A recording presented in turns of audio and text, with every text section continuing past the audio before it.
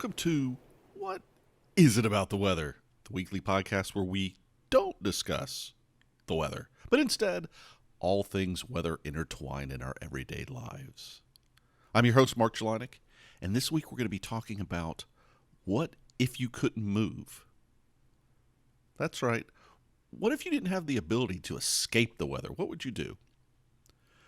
But before we dive into the main topic, let me say I hope you've had an enjoyable, interesting, neat, fascinating, whatever adjective you want to throw around it, weather intertwined week. Mine involved a lot of math, lots of math. And I'm not going to get into sometimes the math drives me crazy. And I think I've said this before. I know some people whose second language is math. They're just very comfortable with it. Flows very natural for them. It's a little more effort for me. Well, I'm comfortable. Sometimes those big equations, I look at them at first glance, get a little nauseous. Then I settle in and try to figure out what's going on with it. But, fundamentally, understanding weather, if you really want to understand it, to some extent means understanding math and the equations that we now realize kind of govern the natural world around us. So I've been dealing with that. I've been doing some coding. Sometimes it's, there's presets, make it easy to kind of do the math in the coding. Sometimes not so much. Really just depends on the situation. The other main thing for me this week has been squirrels. Yeah, distractions. Had a lot of them. Different directions, different angles. But, it keeps life interesting. So I won't get into the details. But let's just say that my week this week, from a weather intertwined standpoint, math and squirrels, not always the best combination either. Sometimes that can lead to some interesting results. Now, last week I said we'd be talking solar eclipse. And one of the things I'm trying to do, as this is a weather intertwined podcast, granted, is I don't want to just do a straight up episode on solar eclipse when I don't think there's this weather connection left. And given that during the last week, we hit that 1 month barrier right around the time we were recording the last episode.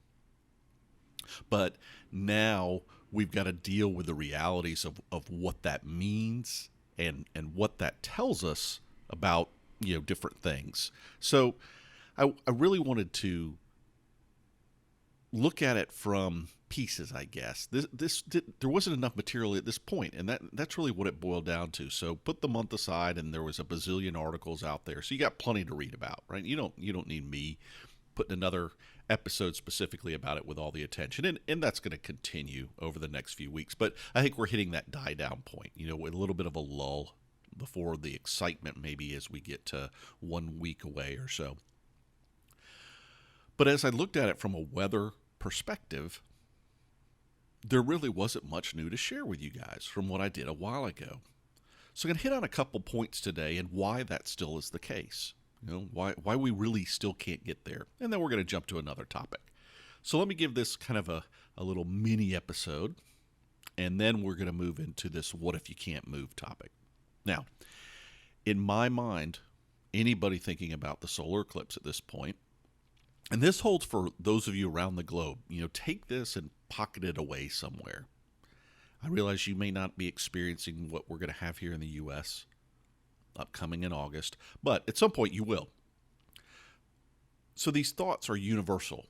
It's not specific to what I'm seeing here and how you ought to be thinking about the weather and what you ought to be thinking at different time frames. So let's talk about it first from the weather standpoint and why I'm not seeing anything that makes it more interesting or informative to talk about.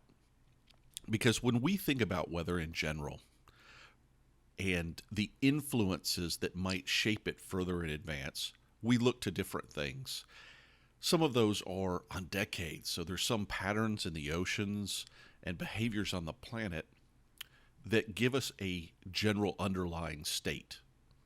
Maybe in general, there'll be more tropical cyclones, or maybe in general, a certain region will expect to have cooler or warmer than normal temperatures or precipitation patterns, whatever that might be. And then we get down to what we call, there's some also that are a little less well understood that operate maybe on an annual or a biannual basis, and some that maybe we've all heard but aren't quite as familiar with that happen in what we call a seasonal time scale. So we're looking inside the year, but still kind of outside a final month. And the most prominent one that you'll hear about again and again is you'll either hear it called ENSO, which is really what we're looking at in terms of the total package, because it kind of catches both different phases that we think about. Or sometimes you'll just hear the different phases, El Nino, La Nina. And when we talk about the cyclical behaviors, and that really is what we're talking about, you think of any sort of sine curve that you've ever seen that, just kind of looks like a wave pattern. Up, peaks up, peaks down, right? And ENSO is one of these things. And ENSO stands for El Nino, Southern Oscillation. And again, I don't want to get into all the details. Just know it's this big thing in the Pacific Ocean, right? Those that, are a little more weather savvy probably already know this, so don't need to really get into it. But when it fluctuates, and it has to do with an area of the Pacific Ocean near the equator and how warm the ocean is. And it's how warm it is compared to normal. And that's kind of the key thing to keep in mind is we're looking for anomalies. And this is what we look for quite often with weather. So we're looking for a behavior outside of what would be considered normal, or kind of a zero state. And in the spring of this year, there's a lot of talk about an El Nino coming for this year. Right? We were going to have one of these. The models were indicating that. But we were also in a transition phase. And this is always the tricky part, is we have something that's been referred to as the spring predictability barrier, because the spring time frame is quite often when this El Nino pattern starts to take on new form. It tends to be at its strongest or most dominant during what would be considered the northern hemisphere winter, sometimes the fall time frame. But that spring time frame is a lot of times when we see this transition going from an El Nino to a La Nina, or vice versa. And this year the patterns were pointing to an existing El Nino by the time we would even, at this point of the year, and going into the winter. And that was likely to have impacts not only on something like the solar eclipse, but also things like tropical cyclones. And as we've gone month to month, that has faded away. So there's no longer this belief it's going to take hold. And actually, I've seen some runs in the past few weeks where it's indicating that we may even flip back to what would be considered a La Nina, or more likely a neutral. A lot of times when we're just a little above or below normal, we call it neutral just because and that's what we're going to run into here, it's not dominant.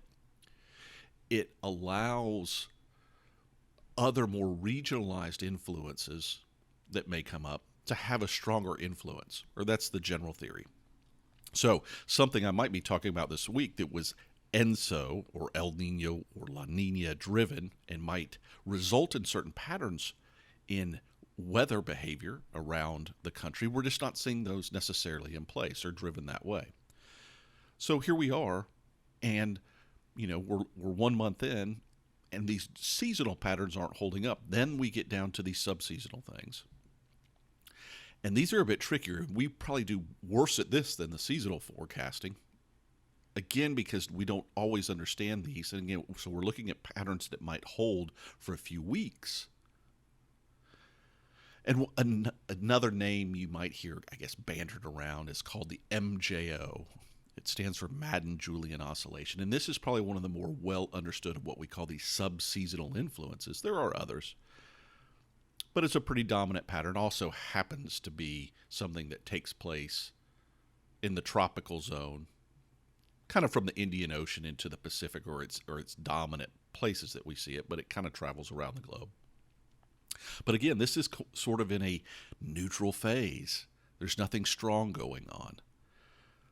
So the influence it might have is not seen well at this point. And that's always one of the tricky parts with this. Forecasting those behaviors with these kind of patterns, we do better at it when it's in a strong position or a strong magnitude when the forecast is initialized. So the model sees it better. When it's in these kind of neutral phases, it's going to throw out gives you a guess, right?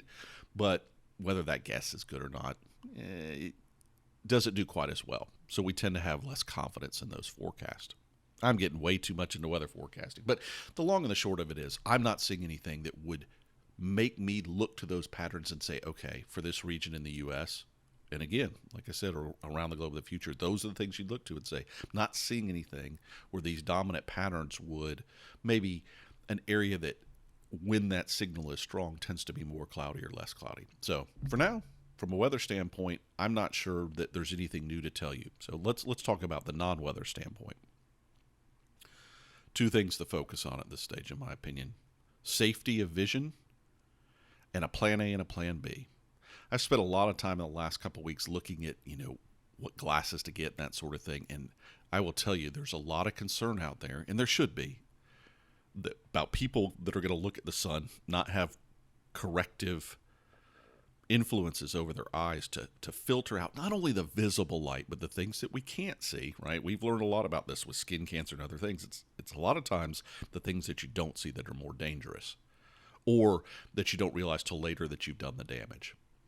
And there's a lot of concern that sites like, that we typically go to buy things, Amazon and others, have a lot of counterfeit material.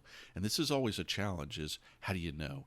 And you don't know easily, but I'm going to put two links in the show notes. One is for NASA and one is for the American Astronomical Society, I think.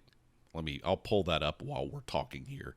But they've both come up with lists of safe sources and manufacturers of equipment.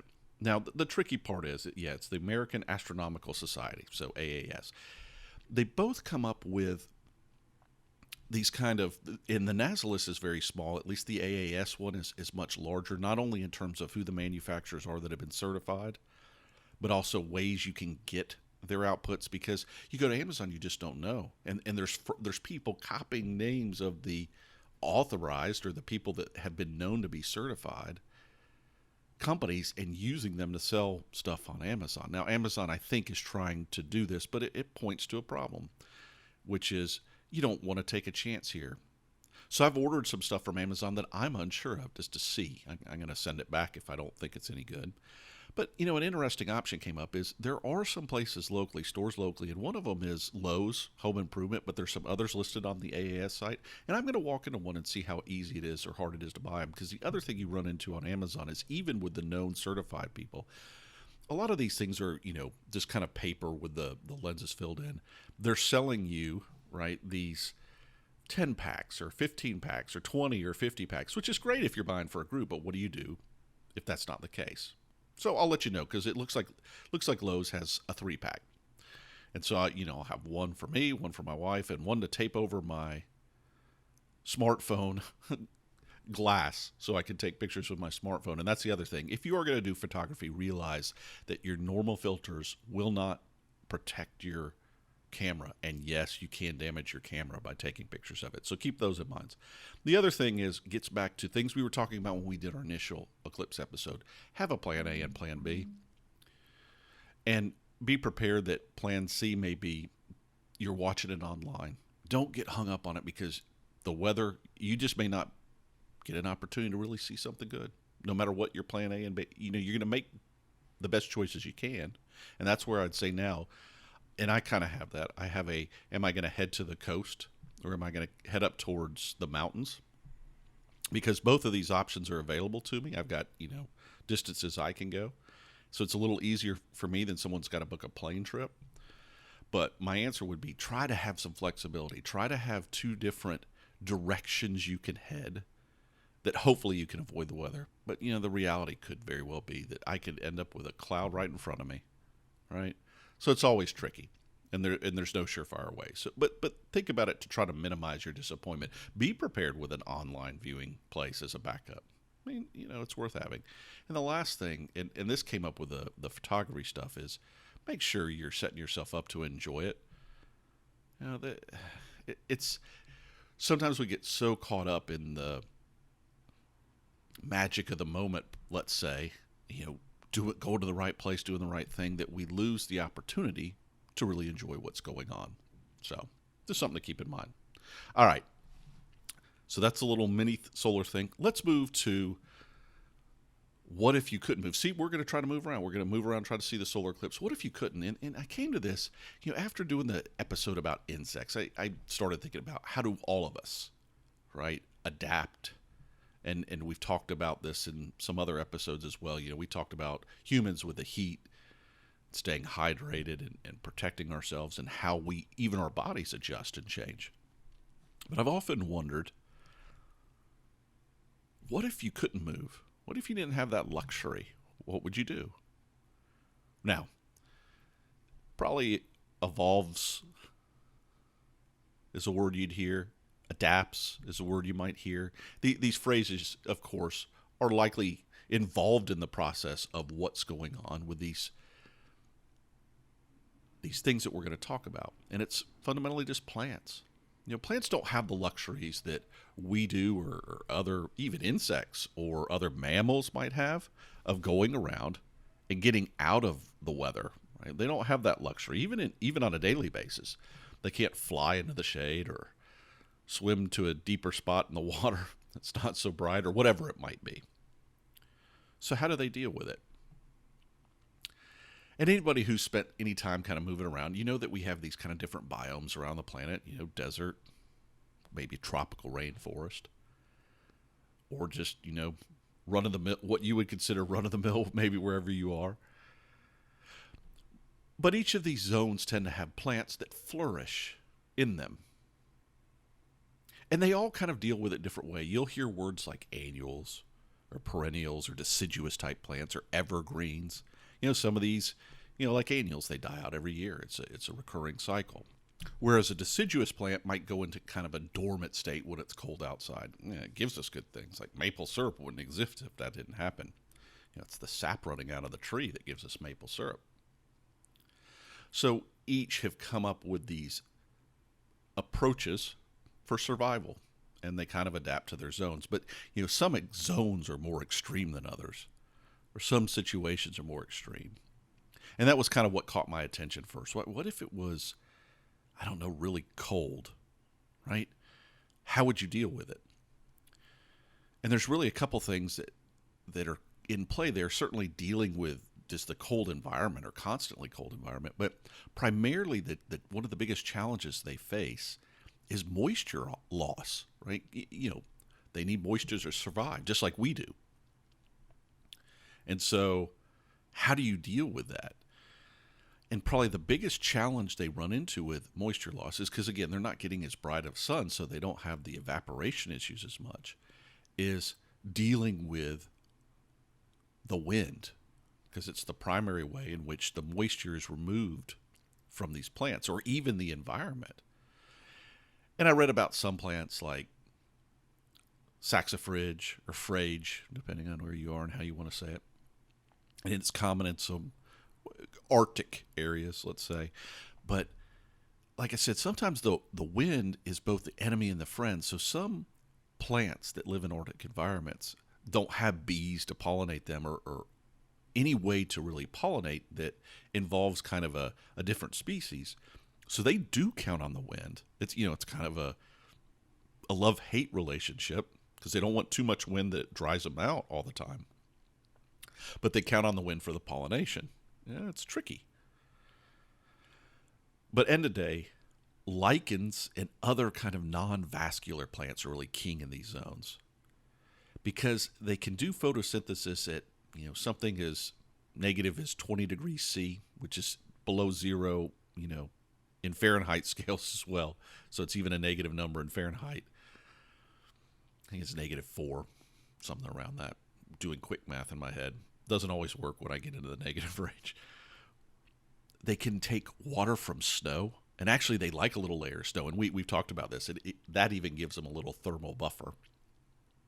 But they also fundamentally, end of the day, can go inactive for long periods of time and go dormant to protect themselves. Lichen has been found as far south as, because, in the northern hemisphere, we don't really have a landmass at the pole. Right? It is ice.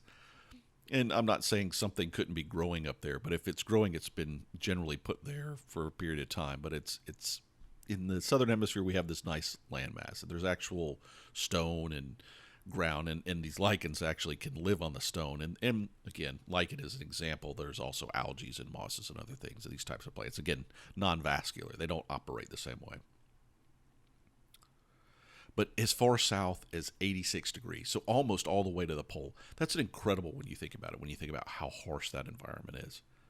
So these plants have adapted to that style. But what we do know, and I learned this in a recent hike that I took, is these lichen, they're very slow growers, even when it's not as cold. And it can take a very long time for them to get established. So it's an incredible species, and if you have an opportunity to go to an environment and see some of them, and there are colorful ones, and there's boring, what would be considered boring ones, but their survival is kind of amazing. Yet at the same time, they are sensitive. Like, if someone steps on some lichen, it can, destroy what took tens to hundreds of years to get into that little space, because they grow very slowly over time. A second area that I thought about that, again, is extreme was the desert environment. And, the thing that stands out there has to be just iconic for me. Yeah, you think about cactuses and those sort of things, are tumbleweeds. And this probably has to do with here in the U.S., they kind of got this nostalgia impact with Westerns, Western movies that were shot for years here in the U.S., and even newer ones like City Slickers, which has been done in the last couple decades, where they sing a tumbleweed song. But what's interesting is this whole species. Now, tumbleweed is essentially a plant that grows, and then it dies off, and the whole plant seemingly is dead, snaps off, and tumbles. But that's how it germinates. So it can travel miles, and these things can get huge. They can get enormous. In the show notes, I'm more focused here. I do one that's kind of a general description of a tumbleweed.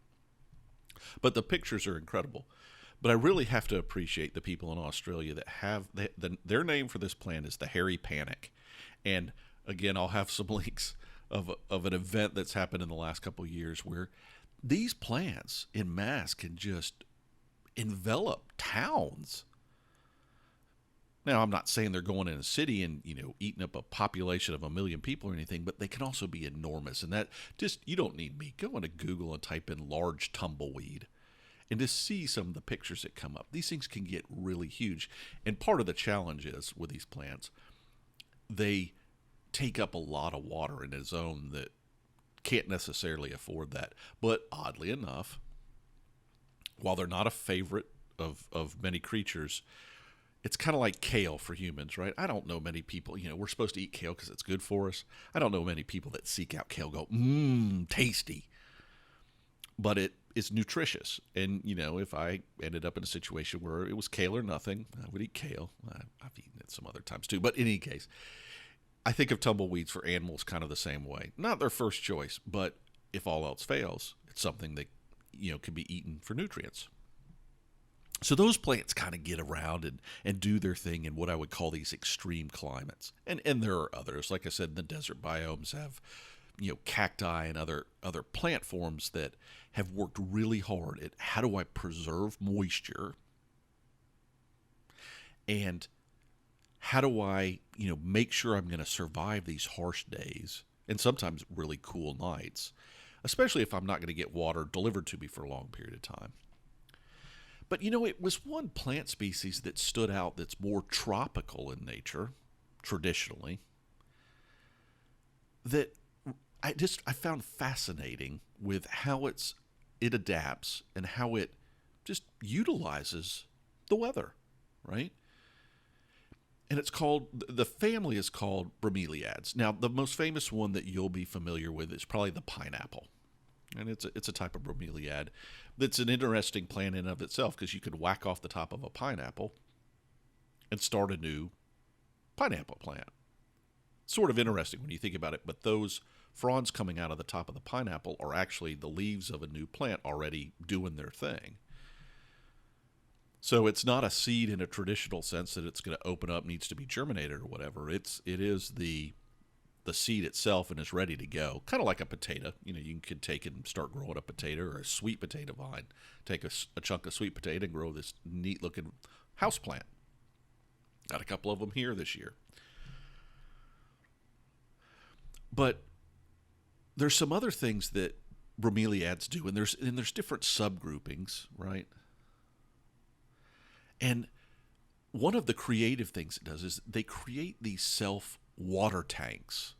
So the leaf structure is such that it takes water and it pools it at the top of itself, right? And actually, if you own these plants, you're not supposed to water the roots. You're supposed to water what is called the bowl or the tank. So you actually put water at the top of the plant because that's how it likes to get its water. It's just, it's amazing to me. So it essentially all its leaves come together, create this nice tight bowl. And traditionally, that's how it's survived, because it may be in an environment where getting moisture out of the ground is not the best option. But another little subgroup really caught my attention. And again, I may say it wrong. Tillandsia. Heard it said a few different ways. Tillandsia. Again, I saw a couple pronunciations online. I'm always, like this week, there's Shark Week on the Discovery Channel. And I heard something thrown out there this week that I've probably always said wrong. But everybody else around me has said it wrong too. So I don't get too hung up on these words. Just know that that's what its formal name is. But more commonly, they're called air plants. And the reason they're called air plants is because they don't really grow in the soil. But there's one I've had particular interest in, because I'm somewhat familiar with it, as it's kind of native to areas that are, not too far from where I grew up. It's kind of always, kind of captivated me when I've seen it. It's called Spanish moss. And I've always thought of this as being some bad plant because it was growing on a tree, it was doing something bad to it. But it's an air plant. And the roots you might see, all they're there for in most air plants is to grab onto things. They actually don't absorb much moisture to it, and they're not being bad to the thing they're grabbing onto. Now, if they become too dense, you could argue that it might be damaging a plant, a host plant, if you will. But unlike some other species, which are actually tapping into and doing bad things, Spanish moss is just hanging there. And it's this neat kind of, it gives something a more nostalgic look, kind of old or weathered or vintage, if you will. It kind of has this gray hue to it, except when there's been a lot of rain and it might green up a little bit. But what's interesting about this plant is essentially it looks to the weather and says, my friends down there on the ground, they're going to wait for you to throw some rain out, and they're going to get into the whole hydrology aspect of it. I want you to deliver them some water to their root system. They need to be in the ground to make themselves happy. Hey, I'm good up here. I like the sights. And so they look to the air to deliver everything they need. And the structure of this plant it's kind of a scaly plant. And so it can grab things. So it grabs moisture out of the air. It grabs dust and other nutrient particles out of the air. And it even counts on the wind or the air to kind of snap off its blossoms, if you will, but its seeds to deliver them to new locations. So its view of the weather is, hey, I like it all. Bring it all.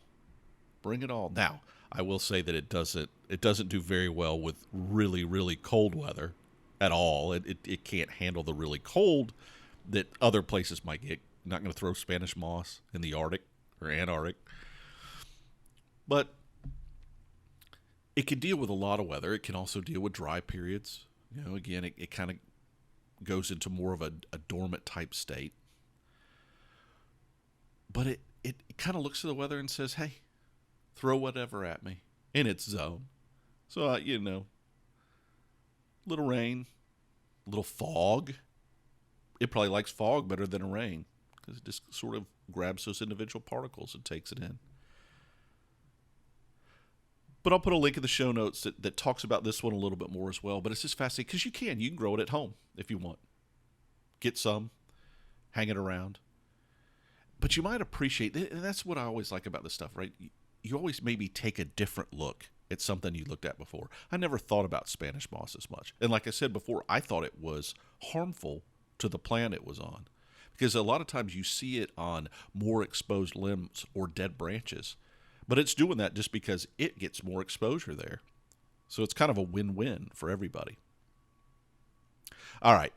So, interesting tidbit that I learned with plants is, and I never knew this, again, did you know that most plants do most of their growing at night? And I'm going to put a little link in that you can go to showing a pumpkin growing at night and how much additional growth and how it essentially boils down to during the day they're focused on photosynthesis and getting the energy they need, and at night they're going through their growth spurts. But I never knew that, but it's true of most plants. So most plants, when the sun's down, do their thing, go through their growth spurts, create their great expansions, whatever it might be. Just an interesting note that I found in all of this. All right, time to let you guys go. We'll talk a little bit more solar next week. Okay, so we'll get into a bit more details about, again, any weather I might be seeing that's related or things to think about. But you'll understand a little bit more about why I wasn't quite ready to, just dive into it this week from what I was seeing out there. So reach out. Tell me about plants maybe that you find interesting that you never thought about, or do some digging online and see if you find something and share it with me. You know the ways to get in touch. whatisitabouttheweather@gmail.com. Or, of course, you can always go to the website, whatisitabouttheweather.com/contact, or just hit the contact button on the front page. Thank you to all who support the podcast. I have seen an uptick in everything after we kind of discussed it in a little more detail over the past month. So I appreciate all the efforts people are making. Whether it's rate, share, validate, or pledge, or some combination thereof of all of them, whatever you're doing to support the podcast, thank you. It's greatly appreciated. So until next time when we get together and talk a little more solar, may you have an interesting and enjoyable intertwined weather week, because as we all know, there's much more to weather than the weather itself. Thank you to WIIATWEP057 production. We're tired of hearing our uncle grovel, so please support him on patreon.com/weather.